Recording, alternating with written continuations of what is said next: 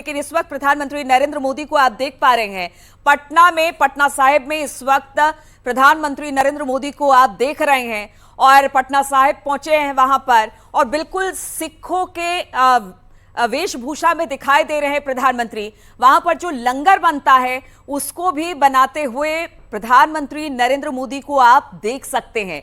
लंगर में जो लंगर छकने के लिए लोग वहां पर पहुंचते हैं, पंगत में बैठते हैं, उनको अपने हाथों से वो खाना परोस रहे हैं। तो प्रधानमंत्री की ये तस्वीर पटना साहिब से आ रही है। पटना में है प्रधानमंत्री और इस दौरान पटना साहिब गए, वहां पर मत्था टेका। राज्य मंत्री अजय मिश्र टेनी उम्मीदवार हैं, पर अपने हाथों से लंगर बनाया और फिर जो लंगर छकने लोग आए थे उनको अपने हाथों से पंक्ति में बिठाकर खाना भी खिलाते हुए प्रधानमंत्री नरेंद्र मोदी दिखाई दे रहे हैं। तो ये तस्वीर है, चुनाव के बीच में लगातार कैंपेनिंग जारी है। प्रधानमंत्री अलग अलग प्रदेशों में जा रहे हैं, चुनाव प्रचार कर रहे हैं और इस चुनाव प्रचार के दौरान जब वो पटना पहुंचे तो पटना साहिब पहुंचकर उन्होंने वहां पर मत्था टेका, वहां पर लोगों से बातचीत की, यहां तक कि प्रसाद छका, खुद भी प्रसाद बनाया वहां पर लंगर का और उसके बाद लोगों को खिलाया भी। तो तस्वीरें पटना साहिब से आ रही हैं और गुरुद्वारा पहुंचे हैं, वहां पर पटना साहिब में लोगों से भी बातचीत की है।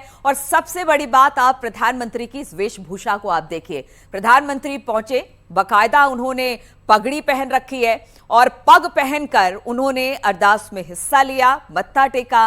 वहां पर जितनी महिलाएं हैं और महिलाएं खास तौर पर प्रधानमंत्री की बड़ी मुरीद रहती हैं, जब भी वो पहुंचते हैं उनसे मिलने जरूर जाती हैं। और ये तस्वीरें पटना के पटना साहिब से आ रही है, क्योंकि जो पटना जाता है वो पटना साहिब जरूर पहुंचता है मत्था टेकने के लिए। प्रधानमंत्री पटना में है तो वहां पर बच्चों से भी बातचीत कर रहे हैं, भगवान को भी याद किया है, लोगों के साथ वहां पर लंगर भी बनाया है, लंगर भी लोगों को खिलाया है और खुद भी प्रसाद चखा है। तो प्रधानमंत्री की तस्वीर पटना साहिब बिल्कुल, तो ये तस्वीर आपको हम लगातार दिखाते रहेंगे। और ये देखिए आप किस तरह से एक अलग संदेश भी नीलू यहाँ पर देने की कोशिश की जा रही है। सभी धर्मों को एक समान माना जाता है और यही एक बड़ा संदेश यहाँ पर प्रधानमंत्री दे रहे हैं, जिस तरह की उनकी वेशभूषा है। और जब भी आप गुरुद्वारे में जाते हैं तो माना जाता है कि सिर ढकना आपके लिए अनिवार्य होता है और यहाँ पर उसी वेशभूषा में यहाँ पर प्रधानमंत्री नजर आ रहे हैं और उन्होंने लंगर में सेवा भी की। और ये देखिए खुद लंगर बनाते दिखाई दिए, उसके बाद जो लंगर छकने के लिए लोग आए हुए थे उन्हें उन्होंने खुद अपने हाथों से परोसा।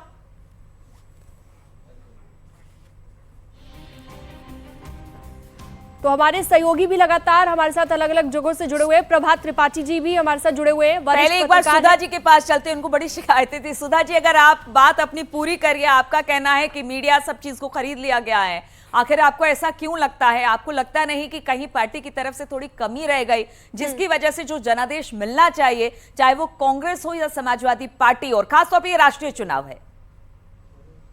मैं बिल्कुल भी चिंता करने की बात नहीं है। अभी आपने कहा मीडिया खरीदा गया, हमने ये नहीं कहा।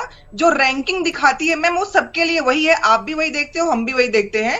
और अभी जो हमेशा वही बात करते थे कि कुछ गलत नहीं है, उन्होंने भी कहा कुछ दिनों पहले, आपने भी देखा हो, चंद्रा जी ने कहा था कि रैंकिंग जो गिर रही है वो अच्छी बात नहीं है। तो मैं जो कह रही हूँ वो तथ्यों पे बात करती हूँ। दूसरी बात, आपने कहा कि हम चुनाव में इस तरह से नहीं कर पा रहे हैं। जमीन पे आके देखिए, मैं रायबरेली में हूँ इस वक्त, जमीन पे आके देखिए जनता क्या चाहती है और जनता के दुख तकलीफें क्या हैं।